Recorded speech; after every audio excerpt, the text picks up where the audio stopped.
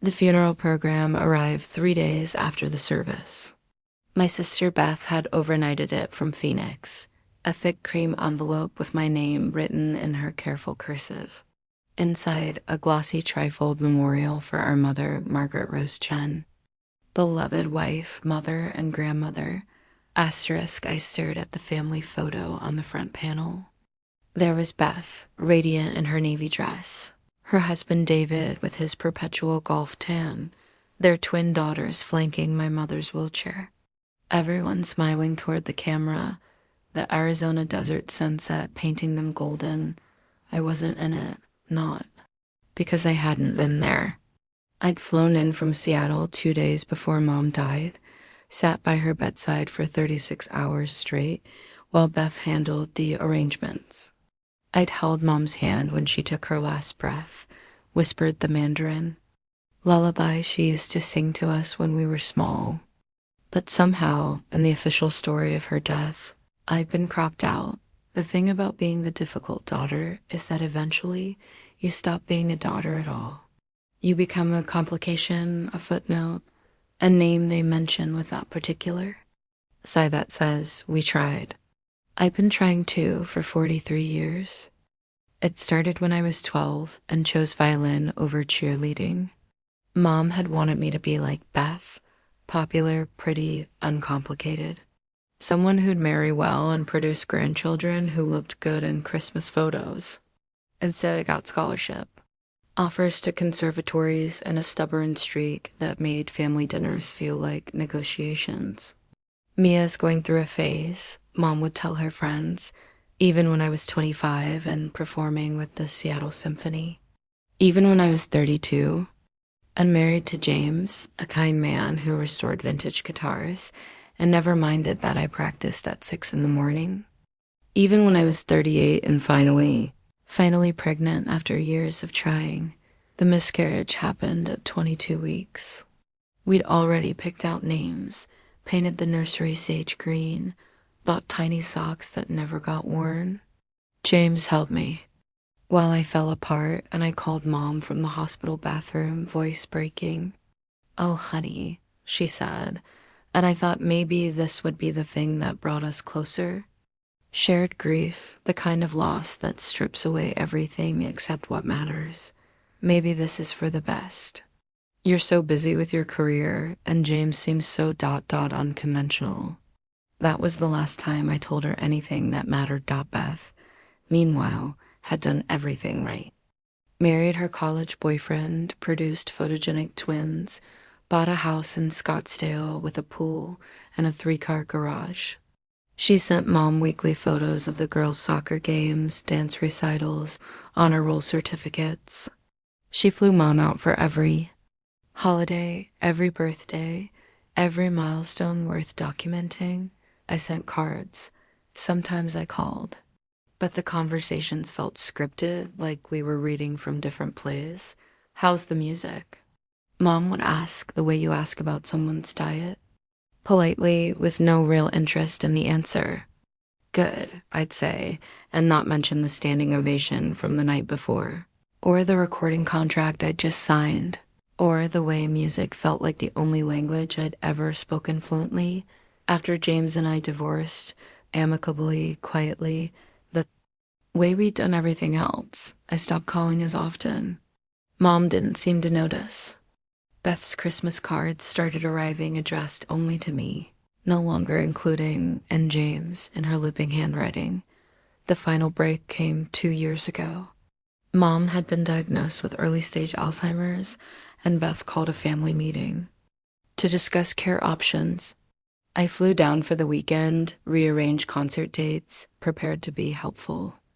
We think it's best if Mom moves in with us, Beth announced over dinner at her granite-countered kitchen. The girls can help, and David's already looking into home health aides. What about other options?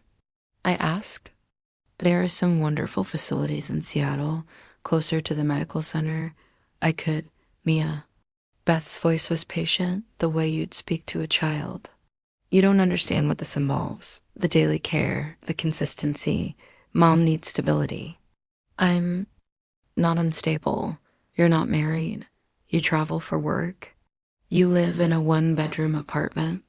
She ticked off my inadequacies like items on a grocery list. This isn't about blame. It's about being practical. Mom sat quietly through the entire conversation, occasionally nodding when Beth spoke. When I looked at her directly, asked what she wanted, she smiled vaguely and said, "Whatever's best for everyone." I flew home the next day with a hollow feeling in my chest, like something had been scooped out and not replaced. The updates came through Beth's Facebook posts. Mom settling into her new room, decorated with family photos. Mom at the girls' high school graduation, wearing the jade bracelet Dad had given her before he died. Mom smiling at Thanksgiving, Christmas, Easter, surrounded by Beth's perfect family. I wasn't in any of the photos. Not because I hadn't been invited. Beth was too polite for that. But the invitations always came with conditions. "If you're in town," she'd say, knowing I rarely was. If it's not too much trouble, with that tone that suggested it probably was. I went once. Last Christmas, when my tour ended early and I had nowhere else to be. Mom was smaller than I remembered, her hair silver white and carefully styled. She smiled when she saw me, but her eyes were distant. "You look familiar," she said, and I pretended it was a joke. Beth was gracious, introduced me to her neighbors as my sister, the musician. She'd set a place for me at dinner, poured wine, asked about my flight. But I could feel the effort it took, the way you'd accommodate a house guest who'd stayed too long.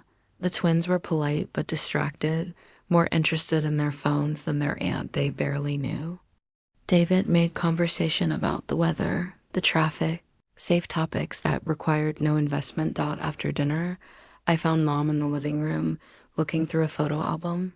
Page after page of Beth's family, the girls growing up, milestones, and memories carefully cataloged. "She takes good pictures," Mom said, turning a page. "She does." I sat beside her, watching her finger trace the faces of grandchildren she remembered. "Mom, do you remember when I was little? You used to play piano while I practiced violin.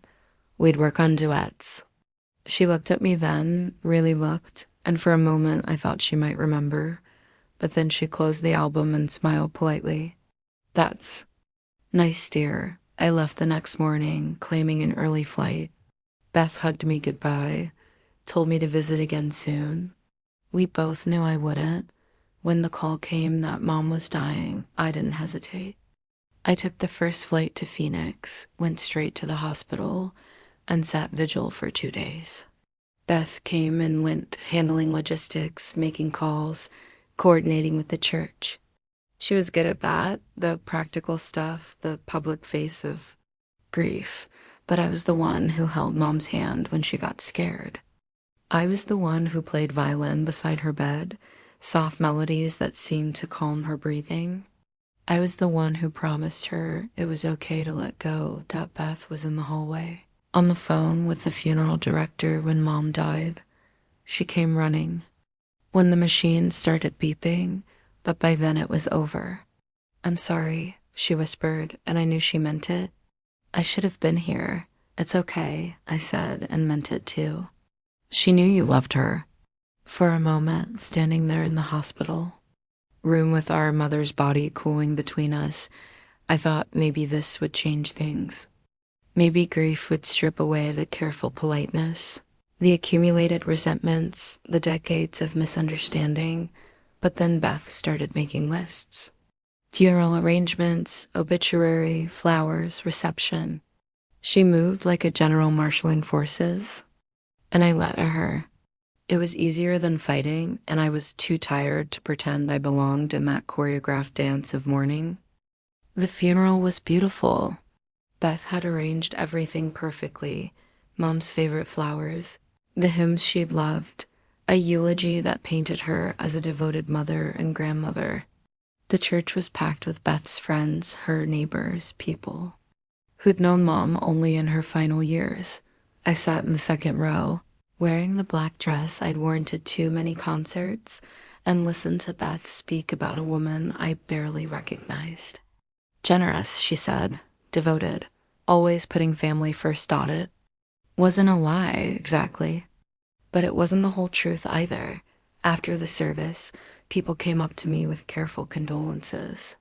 "You're Beth's sister," they'd say, "not Margaret's daughter." As if my relationship to Mom only existed in relation to Beth. I smiled and nodded and accepted their sympathy, but inside I felt like I was disappearing in real time.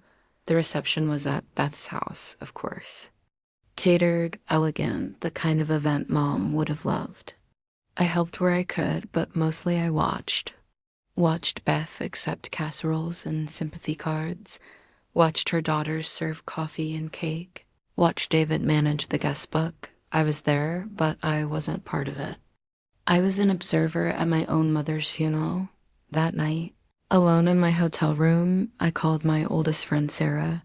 We'd met in music school, had stayed close through marriages and divorces, successes and failures, all the messy complications of adult life. "How are you holding up?" she asked, and I found myself crying for the first time since Mom died. "I don't think she ever really knew me," I said, "not the real me. And now she never will." "Maybe that's not the point," Sarah said gently. "Maybe the point is that you knew her, that you showed up, that you loved her even when it was hard." I wanted to believe that, but sitting in that sterile hotel room, looking at the funeral program with its perfect family photo, I felt erased. Not just from the picture, but from the story. 3 months later, I got a call from Beth. Mom's house was being sold, and there were things to go through. Did I want anything? I drove down on a Saturday, found Beth in Mom's bedroom surrounded by boxes. She looked tired, older than her 45 years. "I saved some things I thought you might want," she said, gesturing to a small pile on the bed. Mom's jewelry box, a few books, the jade bracelet Dad had given her. I picked up the bracelet, remembered Mom wearing it to my high school graduation, my wedding, the few times she'd come to hear me play. It felt heavier than I expected. "There's something else," Beth said. She handed me a manila envelope, thick with papers. I found these in her desk. Inside were programs from every concert I'd ever played, going back to middle school. Reviews from newspapers, printouts from websites, photos from performances. Some were yellowed with age, all of them carefully preserved. At the bottom was a letter written in Mom's careful handwriting, but shaky, like she'd been sick when she wrote it. To my Mia.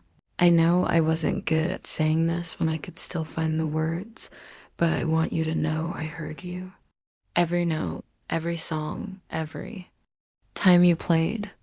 I kept all of this because I was proud, even when I didn't know how to show it. I'm sorry I was better at loving Beth's choices than understanding yours. I'm sorry I made you feel like you had to choose between music and family. I'm sorry I let you think you weren't enough. You were always enough. You were always my daughter. I just didn't know how to love someone so different from me, someone so much braver. Keep playing. The world needs your music. Love. Mom, I read it twice, then looked up at Beth. Her eyes were red. "I didn't know," she said, "about any of it. I found all these things, and I realized. I realized I didn't know Mom at all. Not really. And I didn't know you either." We sat there in Mom's bedroom, surrounded by the debris of a life, and for the first time in decades, we were just two sisters who'd lost their mother. "I'm sorry," Beth said finally. "For the photo, for the funeral, for everything." I thought I was protecting Mom, but I think I was protecting myself from having to compete with you. Compete with me? You were always so yourself, so sure of what you wanted. It scared me. I thought if I could just be perfect enough, conventional enough, maybe I'd be enough too. I looked at the letter again, at Mom's careful handwriting, at the years of collected proof that she'd been listening all along. She loved us both, I said, just differently. Yeah, Beth said. She did. We spent the rest of the day going through Mom's things, sharing memories, filling in the gaps in each other's stories. I learned that Beth had always wanted to travel, that she'd given up a chance to study abroad to stay close to home. She learned that I'd named my violin after Mom, that I played her favorite song at every important concert, even when she wasn't there to hear it. When we were done, Beth walked me to my car. Maybe we could, I don't know, stay in touch. Actually stay in touch, not just Christmas cards. I'd like that, I said, and meant it. As I drove back to Seattle, I thought about the photograph on the funeral program. It wasn't malicious the way I'd originally thought. It was just incomplete. A moment frozen in time, but not the whole story. The whole story was messier, more complicated, full of misconnections and misunderstandings, and love that didn't always know how to express itself. But it was also full of violin music floating through hospital rooms, carefully preserved concert programs, and two sisters finally learning to see each other clearly. I still have the funeral program, but now I also have Mom's letter framed and hanging in my music room. And I have something else, a new photograph that Beth sent me last week. The two of us at Mom's graveside, placing flowers, looking older and sadder and more real than we ever did in the perfect family photos. It's not the picture Mom would have chosen for her memorial, but it's honest. And sometimes honest is enough. The memorial service I held for Mom in Seattle was smaller, simpler. Just my musician friends, a few neighbors, Sarah and her family. I played 3 pieces, the lullaby Mom used to sing, a batch. Invention we'd worked on together when I was 12, and a piece I'd written for her, full of all the things I'd never been able to say. After the service, Sarah came up to me. She would have loved that, she said. You think so? I know so, because it sounded like you. And I think at the end, that's what she wanted to hear. I kept Mom's jade bracelet. I wear it when I perform now, feel its weight on my wrist as I play. It reminds me that love doesn't always look the way we expect it to, that sometimes people save newspaper clippings instead of saying the words, that family stories are longer and more complicated than any single photograph can capture. If you've ever felt erased from your own story, if you've ever wondered if you were loved in ways you couldn't see, you're not alone. Sometimes the proof is hidden in dust drawers, saved in secret, preserved by people who didn't know how to love you out loud. Sometimes being seen means learning to look differently. Sometimes coming home means accepting that you were never really gone. Love, Mom. I read it twice, then looked up at Beth. Her eyes were red. I didn't know, she said, about any of it. I found all these things and I realized. I realized I didn't know Mom at all. Not really. And I didn't know you either. We sat there in Mom's bedroom, surrounded by the debris of a life. And for the first time in decades, we were just 2 sisters who'd lost their mother. I'm sorry, Beth said finally. For the photo, for the funeral, for everything, I thought. I was protecting Mom, but I think I was protecting myself from having to compete with you. Compete with me? You were always so yourself, so sure of what you wanted. It scared me. I thought if I could just be perfect enough, conventional enough, maybe I'd be enough too. I looked at the letter again, at Mom's careful handwriting, at the years of collected proof that she'd been listening all along. She loved us both, I said, just differently. Yeah, Beth said. She did. We spent the rest of the day going through Mom's things, sharing memories, filling in the gaps in each other's stories. I learned that Beth had always wanted to travel, that she'd given up a chance to study abroad to stay close to home. She learned that I'd named my violin after Mom, that I'd played her favorite song at every important concert, even when she wasn't there to hear it.